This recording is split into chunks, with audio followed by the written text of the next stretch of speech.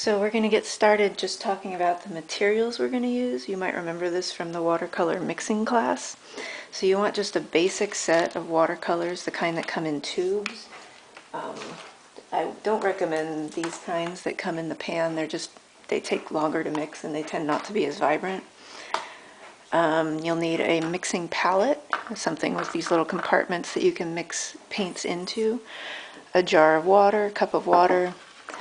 You really only need oh no, that's not true. You need more than one brush for this piece, but we're going to start with a brush about this size. It's about a number 8 round brush for watercolor, very soft hair. And you need either a towel or a sponge to soak up excess water. You also need a piece of heavy-duty watercolor paper taped to a board, piece of cardboard or some sort of flat surface with an 8" by 8" frame drawn onto it. And you need your downloaded reference photo that you found on the landing page for the class. And you need a pencil. You actually only need the pencil to draw one single line. We're just going to draw one line where that horizon line is on the paper, and then we're going to get to mixing paint and painting. But before we do anything, I'd just like to talk about a couple things. One is that if you have no experience with watercolor, it's really important that you take the mixing class before you attempt this painting or any painting. It'll just really help you to have a successful final product. And I would also highly recommend taking my techniques class for the same reason, just because you'll have a much more successful, fun experience with this painting if you do those two things before you start. Second thing is, please do follow along with the instructions, even if your enthusiasm is getting the best of you and you feel like jumping ahead. There's a lot of technical things to know about watercolor, and in order to have a successful experience, you really just want to get those tools into your toolbox before you go ahead with it. And once you have them, then later on you can break the rules and, rush ahead and follow your enthusiasm. For right now, I just recommend taking your time, enjoying it, and following along with what I'm doing. Another thing I want to mention is, especially if you've never tried watercolor before, you may notice that it really does kind of have a mind of its own, which is part of the fun of it. It's part of the art in watercolor art making. So try not to fight against it. That tends to end up sabotaging pieces when you overwork or overbrush something. You just kind of got to let it do its thing when it's doing its thing, and you'll see what I'm talking about as we get going with this, but just kind of want to put that into your head before you get going.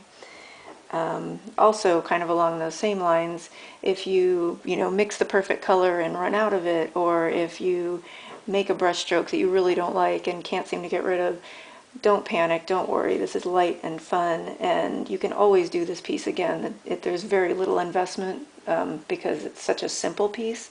So even have that in your head, even have this is just my practice picture, and then you're going to do it again in your head so that you'll be able to relax a little bit and not worry too much if something doesn't go the way you want it to. So with that said, we can get started. So the first thing we're going to do is just draw a line on our page where the horizon line is. So you can use your pencil if you care about where the horizon line is. If you want it to look just like this picture, we're going to measure how high up it is. And you can use the tip of the pencil to point to the horizon line, and your thumbnail to measure where the bottom of the page is. And then you have an exact size of the bottom of the page to the horizon line. By the way, this reference photo is the same size as your 8x8 frame. They're both 8x8. So you can take this exact same measurement, move it down to your paper, and just make a little mark. And then do the same thing on the other side. I'm assuming, yeah, it's the same height. So we're going to make another mark there. And then you just need a ruler or a straight edge of some sort. I'm just going to use the edge of this picture because it's perfectly straight. And just connect. Draw very, very lightly when you do this. As light as you possibly can. All you need to be able to do is barely see it. And then when you're done, just tap at those measuring marks you made if they're a little bit dark. You just don't want to be able to see the pencil line in the finished painting, so that's why you want it very light. So now, that's all the drawing there is. We can get to mixing. So I will go through the basics of mixing here. But like I said, it's really best to take the mixing class before you attempt this, because there's a lot of things I'm not going to talk about that are much more specific to the art of mixing. I'm just going to go straight for what's specific to this particular painting right now. So to get the water in your cup, just dip your brush in the water and scrape it into one of these little cups. Dip and scrape. Or you can opt to have a little pitcher and pour the water in if you prefer. The reason you may want to dip and scrape is if you're trying to mix only a small amount of color, because this way you can really control the amount of water you put in. The other reason is just it might be more convenient. I don't happen to have a little pitcher, so I'm doing the dip and scrape thing. But I actually do want a lot of color because I have a lot of sky to fill up. So I want pretty much a full cup of most of these colors I'm going to mix. With the exception of the bright red and the bright yellow, I need very little of those. So I've got pretty much a full cup of water right here in this corner. And I guess I'll just go for the dark blue to begin with. So the darkest blue at the top of the page. So for that, it looks like I'm definitely going to use a combination. The phthalo blue might be a little bit bright. So I'm going to try ultramarine, see how that looks. I'm just looking at the color as it rests against the tube and comparing it. Because the tube is white, I can see the color pretty well, comparing it to the color in the picture. And it looks like ultramarine is more our speed. So I'm going to squeeze some out into a blank spot on the palette and just grab a bunch, because it's a pretty dark color, so I know I want my color to be fairly intense, and mix it into that water. If you've taken the mixing class, you'll know that this color is very deceptive. Any color you mix in watercolor is very deceptive at first. It looks like it's incredibly bright when it's in the little cup, but we have these tester strips, which are just cut up pieces of watercolor paper, to test the color on so you can see what it actually looks like. When you test the color, first of all, just make sure you've really mixed all the color off your brush. There's no clumps on the brush left. And then dip in the cup and scrape it off a little bit and put one stroke of color on your test strip. And then you want to touch that towel or sponge to get the extra color off, and see that drip in the corner. Just touch the drip with your brush and it soaks right up. That's your true color. So you can see how much more pale that is than what's here. And that's why it's important to test it before you attempt to paint, so you can see what you actually have. For testing a color, when you put a stripe on, you only want to do it once, just one stripe, one touch, and that's it. Because if you do it more than that, the color will start to seem a little darker than it really is. And the whole point of testing is so you can really see the true color you have, so there are no surprises when you put it onto your painting. So because that's so light, I know I need a lot more paint, so I'm going to go back and add the rest of that dark blue. And I actually overfilled my cup because it's kind of hard to keep the water in the cup as I'm stirring it. So after I get this blue off my brush and mixed in really well, I'm going to get rid of some of the color just to make it a little easier to mix. As it happens with this picture, I'm going to need more than one blue, a really dark and a lighter one, so I'm just going to take half of this and put it into another cup so that I don't have to just get rid of it. I'll show you how to do that as soon as I'm done stirring. Okay, I think I've got all the lumps off my brush. So to get the color either into another cup or to get rid of it, I would just take a brush full and scrape. I'm going to hold on to it with my other hand so that it doesn't slide all over the place. And you can see how quickly the cup fills up. I'm just dipping and scraping my brush to get the color into the other cup. There we go. So now I have about, if I stir that around, about half and half. The other option, if you just had to get rid of the color, is to take a brush full and just rinse it into your water over and over again until you have the amount you want. It's nice to have just a little more than the amount of color you want, because the more color you have, the longer it takes to mix the color. And the less color you have, the easier and quicker it is. But obviously you need to make sure you have enough so you don't run out. So there's a little bit of an art to that as well. So I'm going to add more ultramarine to my dark.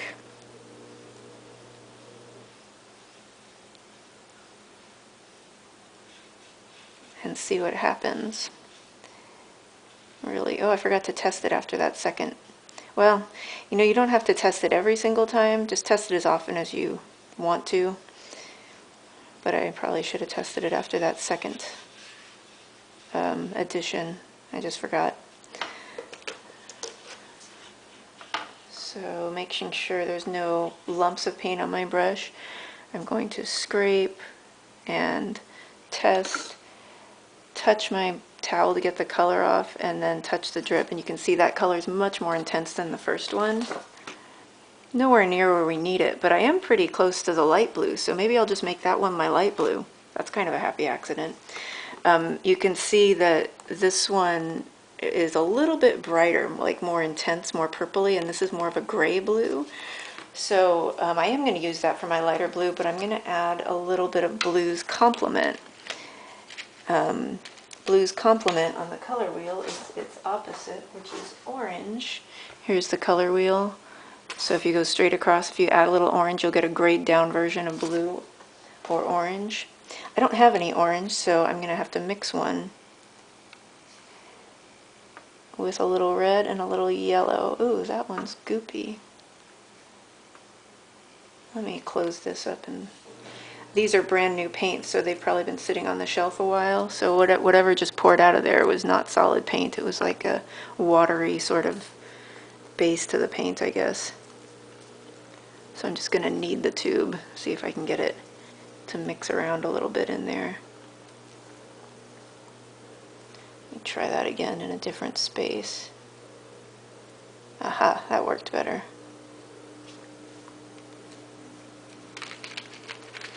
So I'm going to use red and lemon yellow. And because I'm making a color to add to another color, I'm not going to use water. I'm just going to add a little bit of red straight to the yellow here, so that I'm making kind of I'm manufacturing my own orange sort of straight out of the tube. Add a little more red. Oops, that was too much.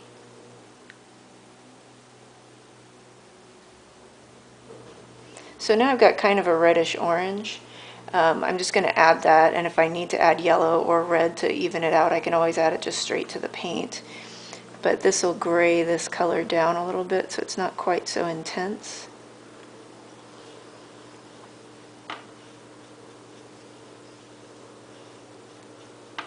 So I'm going to test that again. There we go. I think that might work. So I'm going to just hold it up. Yeah, that looks about right for the light. So I'm going to keep that for the light.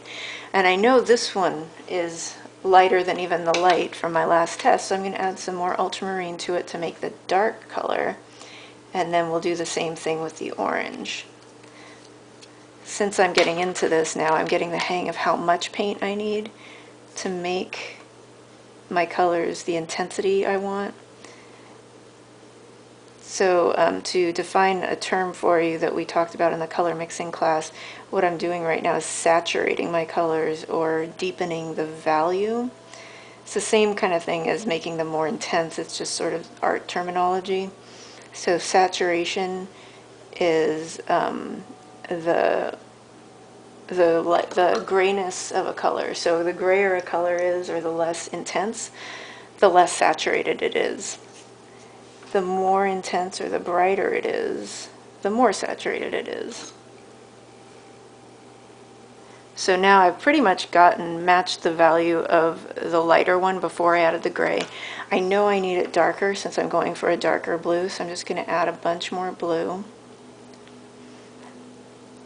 And in terms of lightness or darkness, that's what value refers to. So I'm right now intensifying both the saturation or the brightness of the color as well as the value or the darkness of the color. Value just it refers to how much white or light is in the color. In watercolor we don't really use white. Well, I mean there is white watercolor which you can use. I'm not a big fan of it. It makes your painting look kind of chalky unless you're using it for things like kitten whiskers. Now that tested lighter than my previous one, and the reason I believe is because I didn't have as much paint on my brush and I pressed a little bit harder on the test strip. So that kind of gives you an idea of how finicky watercolor is. So I didn't add anything, I'm just stirring it a little bit more, and I'm going to scrape again, but not quite as much, and test it again. And now it looks a little bit darker. Rinse, touch my towel, touch the drip. So I'm getting there, but I still need a lot more. So I'm going to add the rest of the blue.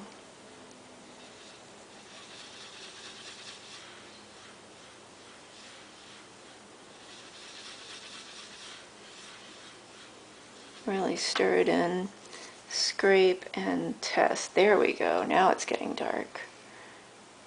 And touch the drip. And not looking at the grayness of it, I'm just kind of looking at the intensity or the value of the color. So it still needs more. And you know what, I'm going to add a little bit of phthalo. I had said previously this wasn't really the closest color, and it's not. You can see phthalo is, if you kind of look at it against the whiteness of the palette, it's more of a greenish kind of blue, but it's the stronger of the two. So even though I'm adding a slightly not correct color, if you think about it, a greener blue just means that the blue has a little bit of yellow in it, and yellow is also part of orange, which is blue's complement. So I was going to add a little bit of yellow anyway in order to gray this down. So I'm actually not straying too far from the path, but the reason I did phthalo instead of ultramarine is because it's a more intense color and will get my color darker in value faster than ultramarine will. So let's see what that did. Whoa, yeah, that did a good thing. Very nice. Very dark. Okay, so now it's dark enough, it's just not the right color, so you can see it needs to be a little more purpley and grayer. So, orange has both red, which will make blue purple, and yellow, which will make blue gray, so that's again the perfect thing to add. So I'm just going to scrape up the rest of that orange and mix it in. I doubt it's enough because this is a really intense blue now, so it needs a lot. It will need a lot of yellow and red, which are weaker colors, in order to affect it very much. So I'm going to squeeze those out again. And this is already a little bit muddy, so I'm just going to use the same place since I'm just going to get muddier. Sort of planning strategic use of my palette here so that I don't use up all the squares too quickly. Not that you can't just rinse it out and start over, but it's nice when you don't have to do that. So I'm going to add some red to the yellow. And this time I'm purposely making it a little bit on the red side because I know this also needs to get more purple. So I'm adding quite a bit of red and yellow, or orange, to the, to the blue color. Yeah, that's barely budging. I'm going to need more.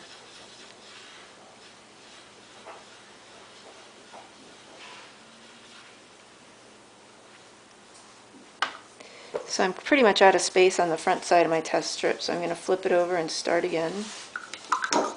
And it does look like it got grayer than the last test, but it still needs more red for purple, so I'm going to add some more of this red. Another side note, I chose the brilliant red instead of the crimson red because the brilliant red is an orangier, like tomato red, and we did need to gray this color down as well as darken it, so that kind of, in addition to adding the yellow to it, it just got us further to that end. Oh, I just did something you should never do. Don't ever put your test strip on your painting because it's usually wet and it's a really good way to get an accidental drop of something on your picture. So I think we are almost there. Yeah, I'm getting closer. It just looks like it needs more purple in it. And sadly, I think I just got a drip of paint on my wood floor. So I'm going to wipe that off, yeah.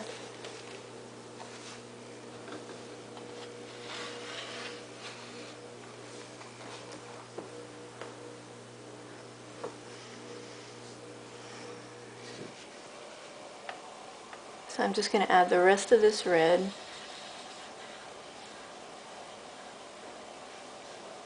See what that does. Probably not much.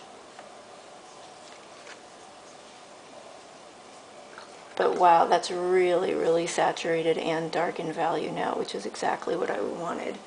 It starts to look a little soupy when it gets really, really full of color. Still not quite purple enough. I do believe it's gray enough now though, so I'm gonna just go add some crimson red to it now, which is the purplier red. Oops, that one's pretty watery too. Again, probably been sitting on the shelves for quite a while in the store. So I'm gonna knead the tube a little bit to get that mixed up together.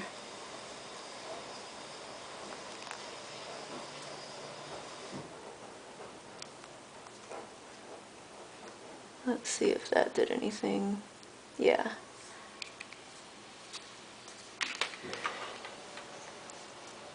So now I'm going to add some crimson to it.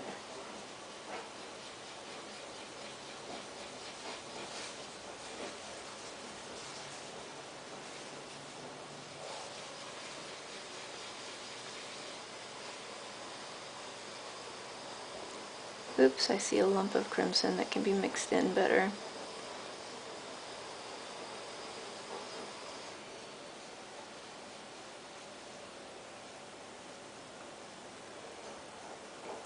And we'll test that. Oops, missed the cup. And I'm guessing that's not purple enough still, but let's check it out. Yeah, a little bit more.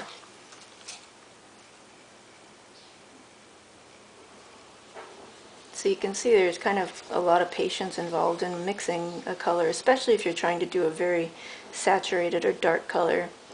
Watercolors by nature are sort of light because it's, you know, they're very watery, so making light colors in watercolor is usually a lot easier than the dark ones. And now that I'm into this, I realize I should have started with the light colors so we didn't get our water all dirty. But that's not the end of the world. We'll just change our water before we start doing the light colors.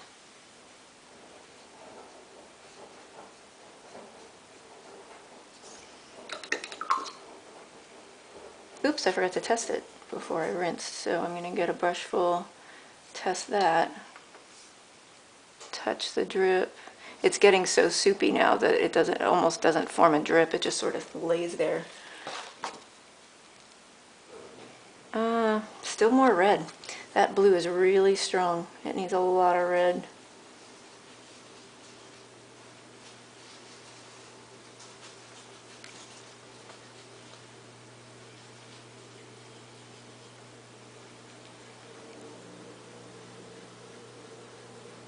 Oh, nuts, I spilled more. I better probably get some newspaper or something.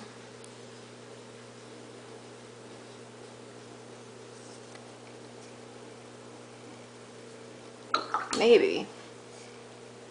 I don't know, these are the epitome of baby steps here. Look how similar all my tests are. I think I've got it, or at least it's good enough for me. Now we can go rinse out our water.